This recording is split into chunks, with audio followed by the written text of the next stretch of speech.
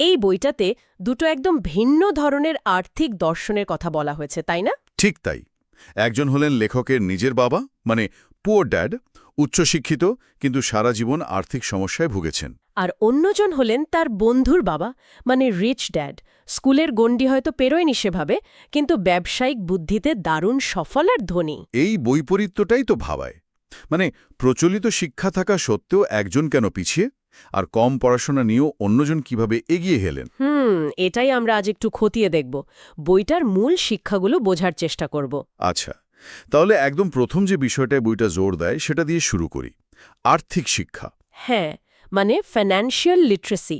বইটা বলছে আমাদের স্কুল কলেজ ভালো ছাত্র তৈরি করে, ভালো কর্মচারীও হয়তো, কিন্তু টাকা পয়সার বাস্তব জ্ঞানটা দেয় না। কিভাবে টাকা ম্যানেজ করতে হয়, কিভাবে আয় বাড়াতে হয়, এই সব একদম। আর এই শিক্ষাটার অভাবই নাকি অনেক শিক্ষিত মানুষকেও সারা জীবন টাকার জন্য খাটিয়ে মারে।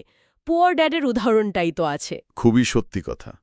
এখান থেকেই তাহলে দ্বিতীয় গুরুত্বপূর্ণ পয়েন্টটাতে আসি, অ্যাসেট আর লায়াবিলিটি, মানে সম্পদ আর দায়। ওহ, এটা তো বইটার একেবারে কোর কনসেপ্ট। হ্যাঁ, মানে বই অনুযায়ী আসল সম্পদ কোনটা, যা আমাদের টাকা এনে দেয়। ঠিক তাই। সোজা কথায় যা আপনার পকেটে টাকা ঢোকায় সেটাই সম্পদ বা অ্যাসেট।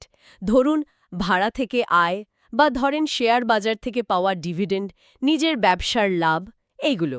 আচ্ছা, তার মানে যা টাকা বের করে নেয় পকেট থেকে সেটা দায় বা লায়াবিলিটি। যেমন ধরুন গাড়ির লোন বা বাড়ির মর্টগেজ, যদি না সেটা থেকে আবার আয় আসে। একদম ঠিক। আর এইখানেই নাকি বেশিরভাগ মানুষ ভুলটা করে। তারা দায় কিনে সেটাকে সম্পদ ভাবে। যেমন একটা উদাহরণ দিলে কেমন হয়? ধরুন একটা বড় বাড়ি কিনলেন লোন করে, সবাই ভাবল দারুণ সম্পদ হলো। কিন্তু যদি সেটার ইএমআই দিতে আর রক্ষণাবেক্ষণ করতেই আপনার আয়ের সিংহভাগ চলে যায় আর কোনো আয় না আসে ওটা থেকে, তাহলে ওটা আসলে একটা বোঝা, মানে দায়। বাহ, এটা তো দারুণ একটা দৃষ্টিকোণ। রিচ ড্যাডের দর্শনটাই ছিল আগে সম্পদ কেনা, যা থেকে আয় আসবে, আর সেই আয় দিয়ে তারপর যা ইচ্ছা কেনা। ধনীরা নাকি এটাই করে। তার মানে ফোকাসটা হওয়া উচিত আয় তৈরির উৎসের ওপর। এটা আমাদের পরের পয়েন্টে নিয়ে যায়, টাকাকে নিজের জন্য কাজ করানো। হ্যাঁ, মানে শুধু নিজে টাকার জন্য খেটে যাওয়া নয়, আপনার জমানো টাকা বা বিনিয়োগ থেকেও যেন টাকা আসে। মানে টাকা দিয়ে টাকা বানানো। ঠিক, আপনার টাকাও যেন আপনার হয়ে কাজ করে দিন রাত। এটাকে বলে প্যাসিভ ইনকাম, তাই না? রিচ ড্যাড সবসময় চাইতেন তার টাকা যেন তার জন্য খাটে। আর পুয়ার ড্যাড ভাবতেন শুধু ভালো চাকরি আর মাস মাইনের কথা। এই মানসিকতার পার্থক্যটাই তো আসল, তাই না? অবশ্যই। এটাই হলো চতুর্থ বিষয়, মালিকানার মানসিকতা বা ওনারশিপ মেন্টালিটি। মানে নিজে কিছু তৈরি করা, নিজের ব্যবসার কথা ভাবা, এরকম। হ্যাঁ, বা ধরুন ব্যবসার মালিকানা নেওয়া, মানে শেয়ার কেনা, অথবা রিয়েল এস্টেটে বিনিয়োগ করা। মূল কথা হলো অন্যের চাকরি করে শুধু তার সম্পদ বাড়ানোর বদলে নিজের সম্পদ বাড়ানোর চিন্তা করা। চাকরির নিরাপত্তা খোঁজার বদলে আর্থিক স্বাধীনতার পথ খোঁজা। কিন্তু এতে তো ঝুঁকি আছে।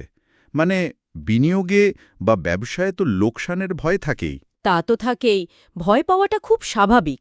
আর এখানেই বইটার পঞ্চম শিক্ষাটা আসে, ভয়কে জয় করা। কিভাবে? ভয়কে এড়ানো তো কঠিন। এড়ানো নয়, জয় করা।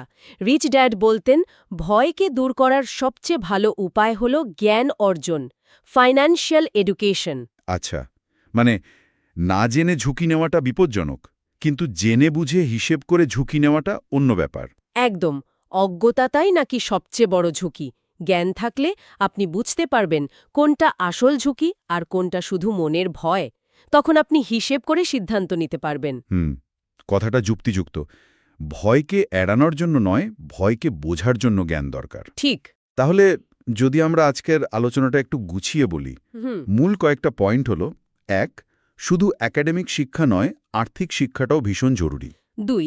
সম্পদ আর দায়ের আসল পার্থক্যটা বুঝতে হবে। যা আয় বাড়ায় সেটাই সম্পদ। ৩. নিজের পরিশ্রমের পাশাপাশি টাকাকেও নিজের জন্য কাজে লাগাতে শিখতে হবে, প্যাসিভ ইনকামের দিকে নজর দিতে হবে। ৪. কর্মচারী মানসিকতার গণ্ডি পেরিয়ে মালিকানার মানসিকতা তৈরি করতে হবে। নিজের আর্থিক ভবিষ্যৎ নিজের হাতে নিতে হবে। আর 5, আর্থিক সিদ্ধান্ত নেওয়ার ক্ষেত্রে ভয়কে জয় করতে হবে, আর তার উপায় হল জ্ঞান অর্জন। একদম। এই বিষয়গুলোই আসলে রিচ ড্যাড আর পুয়ার ড্যাডের আর্থিক জীবনের মধ্যে পার্থক্য গড়ে তুলেছিল। দারুণ একটা আলোচনা হলো। আচ্ছা, শেষ করার আগে শ্রোতাদের জন্য একটা প্রশ্ন